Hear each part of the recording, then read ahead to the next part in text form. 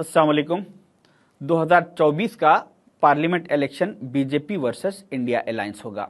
India alliance में total Congress के साथ साथ टोटल 26 पॉलिटिकल पार्टीज है। ये सारे 26 पॉलिटिकल पार्टीज का मकसद एक ही है कि किसी भी सूरत में तीसरी मर्तबा नरेंद्र मोदी जी को प्राइम मिनिस्टर बनने से रोका जाए, ताकि हमारे मुल्क के कॉन्स्टिट्यूशन को बचाया जा सके, ताकि जो फाइनेंशियली हालात मुल्क के तबाह हो चुके हैं उसको सुधारा जा सके, और जो मुसलमानों पर, जो माइनॉरिटीज पर इस मुल्क में जुल्म हो रहा है उसको रोका जाए। इसी मकसद से ये टोटल 26 पॉलिटिकल पार्टीज ने मिलकर यह तय किया है कि हम अब की बार किसी भी सूरत में बीजेपी को सरकार बनाने नहीं देंगे। मगर कुछ दूसरे रीजनल पार्टीज और भी है, जैसा कि तेलंगाना की बीआरएस पार्टी है।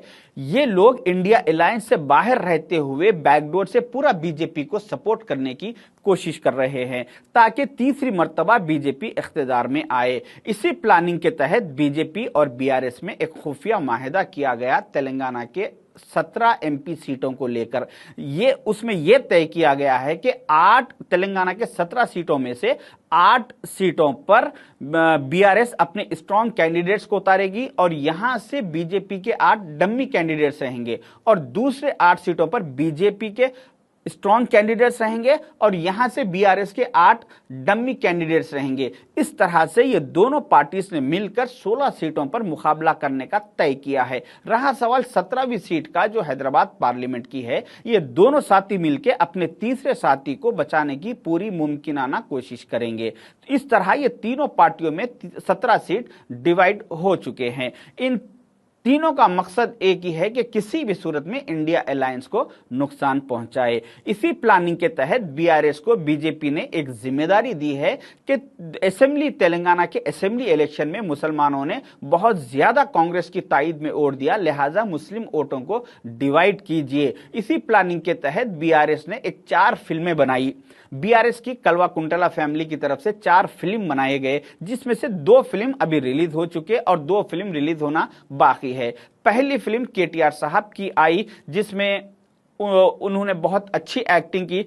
उनको एक ट्वीट आता है, वो ट्वीट में कोई जुबली हिल्स कॉन्स्टिट्यूंसी के बोराबंडे इलाके के कोई इब्राहिम नाम के शख्स उनको ट्वीट करते हैं केटीआर साहब को और कहते हैं कि केटीआर साहब, आप एक बहुत अच्छे लीडर है, मेरी आप दावत कबूल कीजिए, मेरे घर पर आइए, मेरे साथ डिनर कीजिए। तो ट्वीट पर ही केटीआर साहब उनकी दावत को कबूल कर लेते हैं और उनके घर पहुंचते हैं और उनके घर जाके नीचे दस्तरखान पे बैठ के उनके साथ बिरयानी खा के आते हैं। यही केटीआर साहब कल तक जब इख्तिदार में थे तो इनकी पार्टी के तेलंगाना के सबसे बड़े पोजीशन रखने वाले माइनॉरिटी लीडर महमूद अली साहब होम मिनिस्टर रहते हुए इनके कैंप ऑफिस को इनसे और इनके वालिद मोहतरम से मिलने के लिए जाते हैं, तो उन्हें यह कहा जाता है कि आपका अपॉइंटमेंट नहीं है। गेट के अंदर से उनका सिक्योरिटी गार्ड कहता है कि आप जाइए, आपका अपॉइंटमेंट नहीं है, आपको अंदर दाखिला नहीं मिलेगा।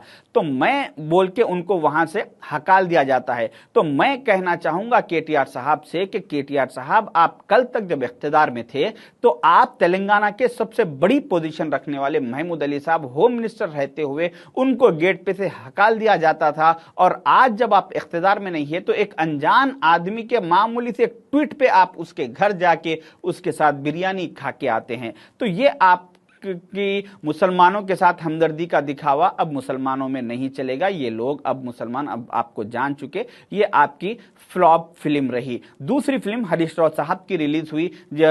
कल तक जब हरीश राव साहब इख्तिदार में थे तो इनके पास उलमा इकराम, मशाइखीन, दानिशमंद हजरात अपने कुछ मसाइल लेकर जाते थे तो और कहते थे कि हरीश राव साहब, आपसे और सीएम साहब से हमें मिलने का मौका दीजिए, कुछ मसाइल है। तो ये कभी उन लोगों को टाइम नहीं देते थे, कभी उनसे मिलना जरूरी नहीं समझते थे।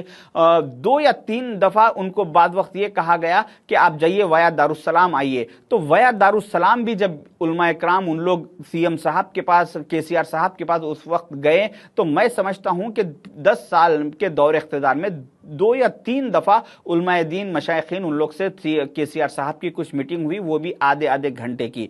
तो केसीआर साहब 10 साल में, ये हरीश राव साहब और केसीआर साहब उलमा इकराम को 10 साल में सिर्फ 1.5 घंटे का कुछ अप्रोक्सीमेटली टाइम दिए, और आज यही हरीश राव साहब हैदराबाद की ओल्ड सिटी के तालाबकट्टे इलाके के एक मदरसे में आते हैं और उलमा इकराम के साथ बैठ के 2-2 घंटे उनके साथ करीब बैठते हैं, चाय पीत के उनसे कहते हैं कि हम सेकुलर है, हमारा आप लोग साथ दीजिए, हम आपके साथ है, हम आपके लिए कोई मसाइल पर आवाज़ उठाएंगे। इस तरह से हरीश राव साहब ने कहा। मगर मैं हरीश राव साहब से कहना चाहूँगा कि हरीश राव साहब, अब आपकी आवाज़ उठाने की कोई ज़रूरत नहीं है, क्योंकि कल तक जब आप इख्तिदार में थे उस वक्त आपको सिर्फ कलम उठाना था, मुसलमानों के मसाइल पर कलम उठा के आपको साइन करना था, मुसलमानों के मसाइल हल हो जाते थे। मगर कल आप कलम नहीं उठाए इख्तिदार में रहने के टाइम पे, और आज जब आप इख्तिदार में नहीं है तो इस वक्त आप आवाज़ उठाने की बात कर रहे हैं। तो आपकी ये फिल्म मुसलमान जान चुके, मुसलमान आपके दो चेहरे समझ चुके, अभी मुसलमान आपके बहकावे में नहीं आएंगे। अब तीसरी फिल्म इनकी कविता मैडम की आएगी, फिर उसके बाद चौथी फिल्म केसीआर साहब की आएगी, निज़ाम सरकार के बारे में बात करना शुरू करेंगे मुसलमानों को बहकाने के लिए। तो मैं आवाम से कहना चाहूँगा कि ये जो फैमिली है, ये फैमिली कोई गलत फैमिली नहीं है, ये कोई ख़राब लोग नहीं है, ये लोग अच्छे हैं, ये हमारे साथ वक्त देंगे, हमारी सुनेंगे। मगर कब? जब ये इख्तिदार में नहीं है। तो जब ये इख्तिदार में रहेंगे तो फिर हमें हमारे दरवाज़ों से, उनके दरवाज़ों से ही हमें हकाल दिया जाएगा, जैसा कि महमूद अली साहब को हकाल दिया गया था। तो इसी हिसाब से मैं मुसलमानों से अपील करना चाहूँगा कि इन लोगों को हमेशा इख्तिदार से बेदखल रखिए, ताकि ये फैमिली हमेशा हमारे कामों में आते रहे, हमको वक्त देती रहे। अगर ये इख्तिदार में आ जाएंगे तो फिर हमें वक्त नहीं देंगे। तो जिस तरह से तेलंगाना के असेंबली इलेक्शन में मुसलमानों ने 70-30% का जो फॉर्मूला किया है, 70% मुसलमानों ने कांग्रेस को वोट दिया और 30% मुसलमान बीआरएस को वोट दिया। मगर अब वो ऐसा इलेक्शन नहीं है। अब हिंदुस्तान के 2024 का जो पार्लियामेंट इलेक्शन है, उसमें हमारे को मुल्क के आइन को बचाना है, कॉन्स्टिट्यूशन को बचाना है, शरीयत को बचाना है, हमारी बहन बेटियों के हिजाब को बचाना है। ये बहुत अहम मुद्दे हैं जो अब के इलेक्शन के बाद तय किए जाएंगे। तो लिहाजा अब के 100/0 का फॉर्मूला अपनाइए। तेलंगाना के मुसलमानों से मैं अपील करूंगा कि अब इंडिया अलायंस के साथ, कांग्रेस के साथ 100/0 का फॉर्मूला करिए।